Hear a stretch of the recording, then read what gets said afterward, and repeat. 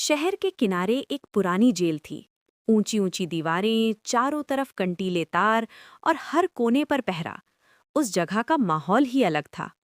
वहां हर तरह के कैदी बंद थे, कोई छोटे अपराध के लिए तो कोई बड़े जुर्म के लिए। उन्हीं कैदियों में एक था रमेश। वो पहले एक गैस एजेंसी में काम करता था।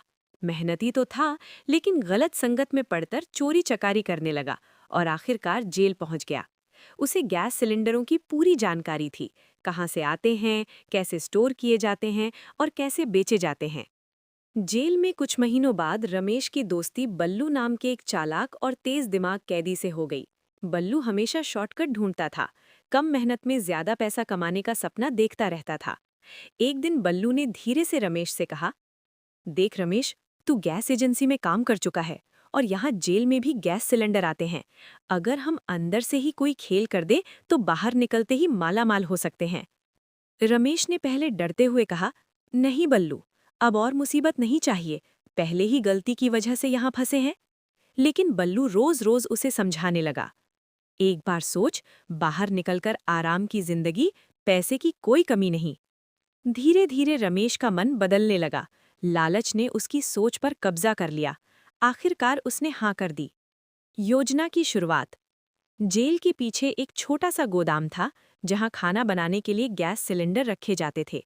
वहां ज्यादा सख्त सुरक्षा नहीं थी, क्योंकि किसी को शक भी नहीं था कि जेल के अंदर से ही चोरी हो सकती है।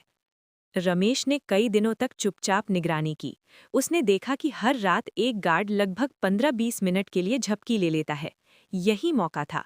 एक रात जब सब सो रहे थे, रमेश और बल्लू धीरे धीरे गोदाम के पास पहुंचे।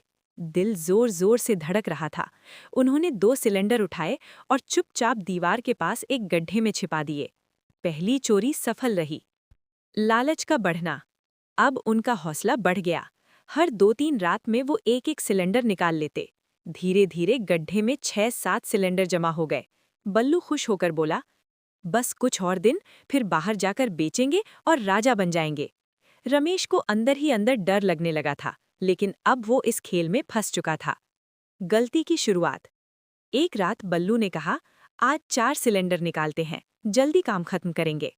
रमेश ने मना किया, नहीं, ज्यादा जोखिम है। लेकिन बल्लू नहीं माना।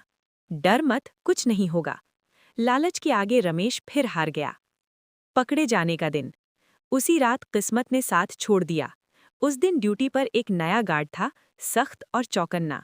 जैसे ही रमेश और बल्लू सिलेंडर घसीट रहे थे, हल्की सी आवाज हुई।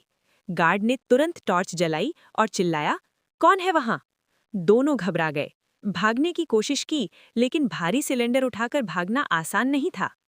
गार्ड ने तुरंत अलार्म बजा दिया। कुछ ही सेकंड में पूरी जेल में हड़कंप मच गया। बाकी गार्ड भी दौड़ते हुए आ गए और दोनों को पकड़ लिया गया। सजा और पछतावा। अगले दिन जेलर के सामने पेशी हुई। जेलर बहुत गुस्से में था। उसने कड़े स्वर में कहा, जेल सुधार की जगह होती है, लेकिन तुम लोगों ने यहाँ भी चोरी करना नहीं छोड़ा। अब तुम्हारी सजा और बढ़ेगी। रमेश सिर झुकाकर खड़ा था। उसकी आंखों में पछतावा साफ दिख रहा था। उस रात वो सो नहीं पाया। उसे अपनी पुरानी जिंदगी याद आने लगी, जब वो ईमानदारी से काम करता था, कम कमाता था, लेकिन चैन से सोता था।